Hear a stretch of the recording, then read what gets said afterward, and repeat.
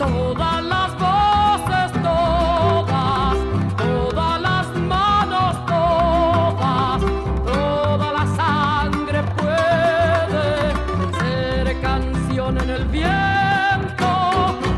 Canta conmigo, canta, hermano americano, libera tu esperanza con un grito en la voz. O Exército de Libertação Nacional Zapatista teve sua formação em 1º de janeiro de 1994, em uma manifestação contra o NAFTA. Em sua formação, em sua maioria indígenas, e por isso tem suas raízes ideológicas na Revolução Mexicana de 1910, dando o nome de seu exército em homenagem a Emiliano Zapata, grande líder da Revolução. O documentário visa relacionar o Exército Zapatista de Libertação Nacional com a Revolução Mexicana e o NAFTA.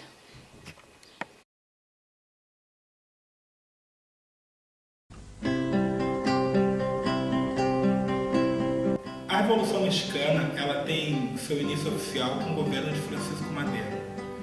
Os atores dessa revolução são a grande massa popular mexicana que estão reivindicando as terras que foram retiradas para serem usufruídas por grandes latifundiários e empresas estrangeiras. No governo de Porfírio Dias, este presidente ele impõe uma ditadura de aproximadamente 30 anos, a qual é conhecida como o Porfiriato. As bases dessa ditadura é uma orientação de ordem e progresso que são alimentadas pelo capital estrangeiro. E com isso, a grande massa mexicana sofre muito, pois as políticas sociais de Porfírio Dias não contemplavam em nada os mexicanos. Madero, chegando ao poder, apoiado pelas massas populares, ele revela-se um governador moderado e com um caráter dúbio. Ele não contempla as necessidades do povo e, com isso, os grandes latifundiários continuam com cargos no governo. Emiliano Zapata, nesse momento, percebendo que Madero não está fazendo uma política que contemple a grande massa mexicana, decide-se escrever um plano chamado Plano Ayala. O Plano Ayala tinha como base a reforma agrária imediata, a reintegração de 1/3 das posses dos latifundiários para serem entregues à grande massa mexicana e a criação de um banco para este banco dar crédito aos camponeses. Madero ele sai do poder entrando o Huerta, um homem que foi apoiado pelo governo estadunidense, mas devido às suas políticas perde esse apoio. Com isso acontece a ascensão de Carranza. Carranza ele ganha o apoio do presidente estadunidense Woodrow Wilson, ao mesmo tempo que ele faz uma política para o capital estrangeiro, ele também beneficia muito pouco, mas beneficia a população mexicana. Em 1917 foi construída a Constituição Mexicana, que separava a igreja do Estado, a propriedade privada era reconhecida e o êxodo voltava a existir. Logo após acontece a morte de Emiliano Zapata. Morre o líder, mas permanece o grande mito.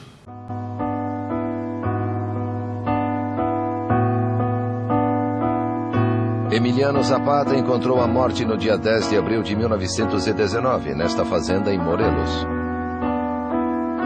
Seu corpo foi transferido para a cidade do México e exibido pelo governo de Carranza como troféu de guerra. Muitos se negaram a acreditar que Zapata havia morrido, e assim nasceu o mito do Caudilho do Sul.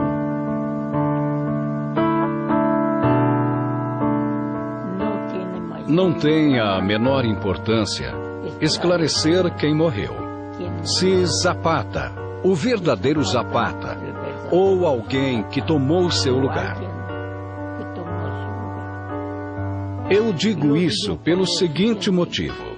Porque para o povo do México, para o povo de Morelos, a grandeza de Zapata está acima, muito acima, de detalhes históricos. Muy por encima de detalles históricos.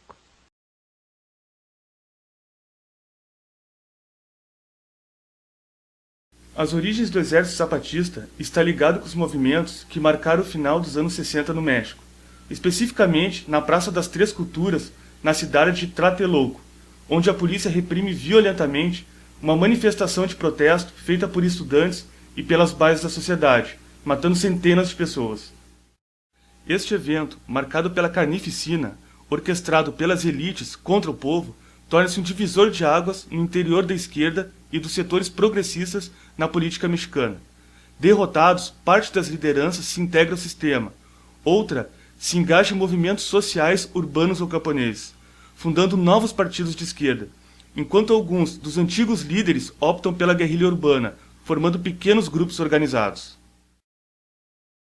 São estes que, inspirados na memória de Emiliano Zapata, um dos líderes da Revolução Mexicana que varreu o México a partir de 1910, que índios e guerrilheiros vão incorporar em sua luta contra os poderosos, formando assim o Exército Zapatista de Libertação Nacional. O movimento nasce em silêncio, cresce e se mantém viva, driblando a repressão do Estado, ampliando seus horizontes de forma gradual e segura. Isso se deve ao fato de que a atuação do movimento se estabelece de acordo com as pretensões do povo, priorizando a formação de pessoas capazes de levar adiante a luta, caminhando passo a passo com a sociedade civil. O fato de não recorrer a assaltos a bancos, sequestros e outras formas de expropriação violenta se deve, entre outras coisas, à avaliação de que o povo não entenderia esses gestos e acabaria se distanciando dos que buscam levar a luta a outros níveis de enfrentamento. Em 17 de novembro de 1983, um grupo muito pequeno desses militantes chega a Chiapas. Com o tempo, o destacamento guerrilheiro começa a contatar as comunidades indígenas e a estabelecer com elas um acordo tácito, pelo qual os zapatistas treinariam os jovens dos povoados, tornando-os aptos a defenderem seus locais de origem das ações dos jagunços, e em troca, aqueles jovens ajudariam a garantir os suprimentos necessários para a vida na selva.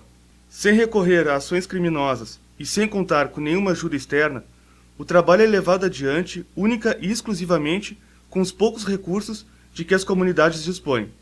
As armas que compõem o arsenal do Exército Zapatista de Libertação Nacional são adquiridas de várias formas, mas principalmente são fornecidas pela polícia e exército mexicano. Poucas armas apreendidas, oriundas do narcotráfico, são entregues às autoridades, pois a grande parte são revendidas no mercado negro e compradas pelos rebeldes, como se fossem narcotraficantes. Para as autoridades, a apreensão e a revenda de armas é um grande negócio. Outra parte das armas adquiridas são capturadas dos jagunços, que frequentemente entram em conflito com os rebeldes, e também compõem o arsenal armas rudimentares pertencentes aos camponeses.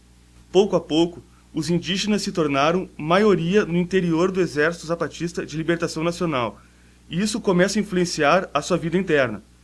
Na medida em que os contatos exigem que se aprenda a língua das várias etnias, os símbolos e os sentidos que estes têm na comunicação, os guerrilheiros percebem a necessidade de estabelecer um diálogo com as comunidades, com suas culturas milenares, suas formas de luta e sua organização comunitária, ou seja, trata-se de aprender a ouvi-los e a viver com eles. Neste processo, o papel das mulheres é fundamental na inserção do Exército Zapatista de Libertação Nacional nas comunidades. O alcoolismo é um problema entre os homens nas comunidades indígenas.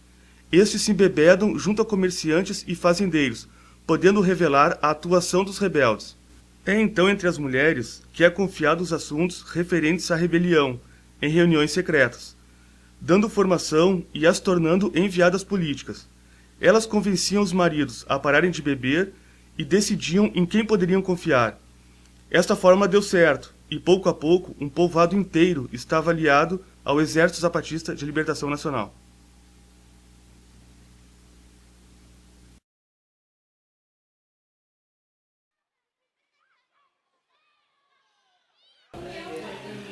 O NAFTA, Tratado de Livre Comércio da América do Norte, tem como participante os Estados Unidos, o Canadá e o México desde 1994. A entrada do México no NAFTA trouxe para a região do Chiapas muitos prejuízos. O tratado provocou uma crise econômica maior na região, por causa da queda do preço do café, que era o principal produto das comunidades. Bom, o NAFTA é a sigla, para North American Free Trade Agreement. Ele é um acordo de livre comércio que ele entrou em vigor em 1º de janeiro de 1994. Ele estabelece uma área de livre comércio entre os países da América do Norte, Estados Unidos, Canadá e México. Como todo acordo, como toda união aduaneira, ele tem um problema que é a assimetria entre os países que participam. No caso, a gente tem o México, que é um país em desenvolvimento, com uma série de problemas de desenvolvimento, junto com os Estados Unidos, que em termos econômicos, apesar do declínio nos últimos anos, ainda é um gigante da economia mundial. O NAFTA, na época, ele foi assim, uma espécie de uma bandeira do presidente da época, que era ainda do Partido Revolucionário Institucional, do PRI, que era o Carlos Salinas de Gortari, que foi o presidente que estava no poder quando o NAFTA entrou em vigor. Nos Estados Unidos era o Bill Clinton. E o Gortari, ele dizia, dos slogans que ele dizia é que o NAFTA era para que houvesse exportação de produtos e não de pessoas, aludindo ao grande problema do México com os Estados Unidos, que é a questão da entrada ilegal de imigrantes.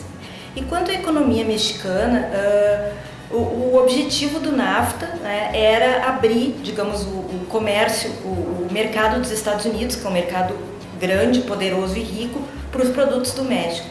Mas o problema que a gente percebe é que o México, assim como o Brasil e outros países da América Latina, na década de 90, ele implanta aquelas reformas neoliberais do Consenso de Washington, Aquelas reformas assim de pouquíssima intervenção do Estado na economia, abertura da economia, ortodoxia em termos de controle da inflação, etc., Mas a consequência mais drástica declarada para os indígenas na política do NAFTA foi a mudança do artigo 27 da Constituição mexicana. O artigo 27 segurava o direito do uso das terras estatal pelos indígenas e indivíduos organizados, uma luta revolucionária que se iniciou em 1910. A chamada propriedade social garantia o direito da reforma agrária no México. Essa mudança no artigo foi uma pressão feita pelos Estados Unidos, para que assim pudesse ser assinada a entrada do México no NAFTA. Eles consideravam que essa mudança seria uma segurança dos investimentos e a propriedade da terra pelos estrangeiros que viessem investir no país. E isso acabou, o resultado dessas reformas neoliberais, junto com a adesão ao NAFTA, geraram uma série de problemas no México, por exemplo, alguns, Um deles foi a falência de várias indústrias locais mexicanas, porque o mercado mexicano ficou aberto a importações de produtos que entravam muito mais barato, então várias indústrias locais acabaram deixando de existir. Outro problema muito mais grave e que daí tem a ver com o aparecimento na mesma época, praticamente no mesmo dia do exército zapatista, é a questão da agricultura.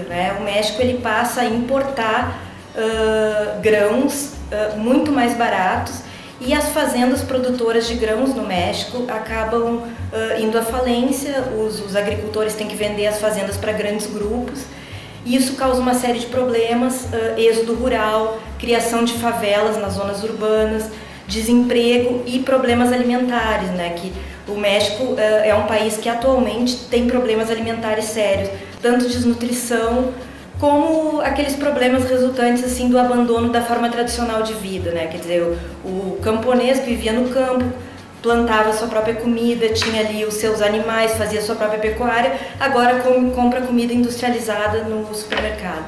Alguns historiadores, como Paulo Vincentini, apontam que a entrada no México no tratado também teria como interesse a grande quantidade de mão de obra barata, de um considerável mercado consumidor, além da questão da imigração. Sendo assim, o México serviria como um escudo para proteger os Estados Unidos da imigração dos mexicanos e dos sul-americanos. infelizmente, assim, o balanço que se tem do NAFTA alguns anos depois não é bom para a economia mexicana e não eliminou esse problema, né? A gente tem notícias que ainda hoje cerca de 500 mil de mexicanos imigram para os Estados Unidos todos os anos, né, de forma, em geral, ilegal. Apesar da posse coletiva da terra e das decisões serem tomadas por consenso em assembleias, cada povoado continua fechado em si mesmo, sem nenhuma relação com os demais, agindo de acordo com usos e costumes que nem sempre promovem relação de igualdade. Nesse contexto, a inserção do Exército Zapatista de Libertação Nacional não pode se dar como assimilação pura e simples de ideias, mas sim como um lento processo no qual, ao incorporar a cultura indígena e ao dialogar com ela, é possível começar a criar a vivência de novas relações, tanto entre as pessoas, quanto nos campos da política e da própria economia.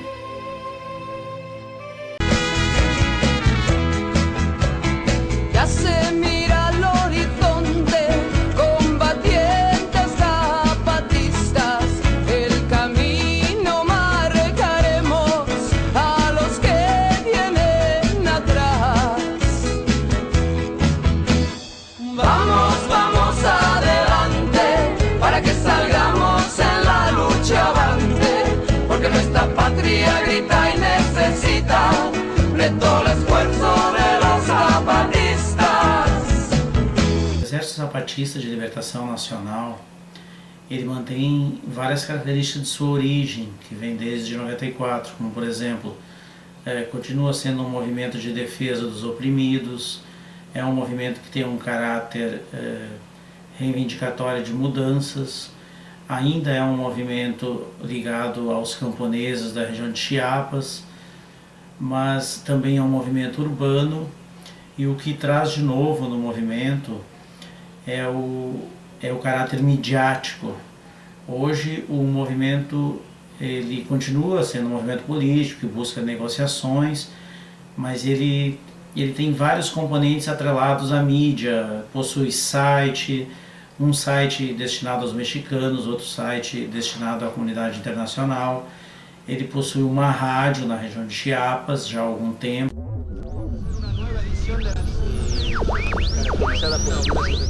Vamos a escuchar aquí en Radio Insurgente la voz de los sin voz, la voz del Ejército Zapatista de Liberación Nacional, que transmite desde las montañas del sureste mexicano un señor ilustre y banquero, destacado miembro del sector social más poderoso, criminal y cínico de la historia de la humanidad, es decir, del capital financiero, dejó escapar las palabras como: el problema de la economía mexicana se llama subcomandante Marcos.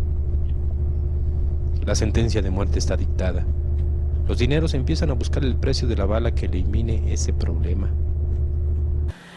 Uma edição de uma revista chamada Rebeldia, que já tem várias e várias edições, e ele ainda possui um cadastro através do seu site, onde ele manda e-mails diariamente para todas as pessoas ali cadastradas, simpatizantes do movimento, com a divulgação das suas reivindicações, dos seus atos. Inclusive, essa questão midiática é defendida pelo próprio subcomandante Marcos, que em uma fala, num vídeo lançado no YouTube, ele coloca que prefere que as suas ações sejam divulgadas por eles, através da internet, que tenha uma abrangência internacional da divulgação, do que deixar que ela seja divulgada pela imprensa oficial, que aí certamente traria distorções ou venderia a visão de quem detém o poder, que é uma mídia neoliberal. Então ele defende que a divulgação seja feita pelo próprio movimento, e isso traz um caráter novo ao movimento que até então não existia, mas só frisando que eles continuam com um movimento de guerrilha, um movimento militar, mas também um movimento político, e agora com uma divulgação internacional através da mídia eletrônica.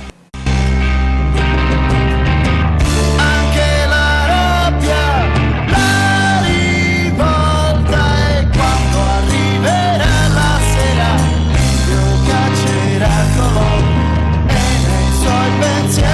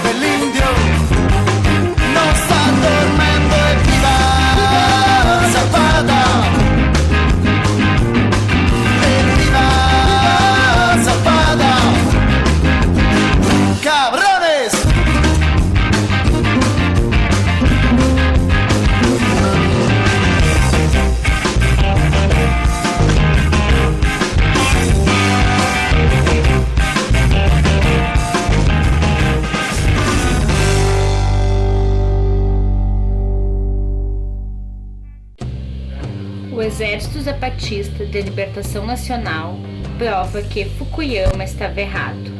O exército continua lutando em nome de igualdade social, com o lema: nossa luta é por terra, paz, trabalho, alimentação, saúde, educação, independência, democracia e liberdade.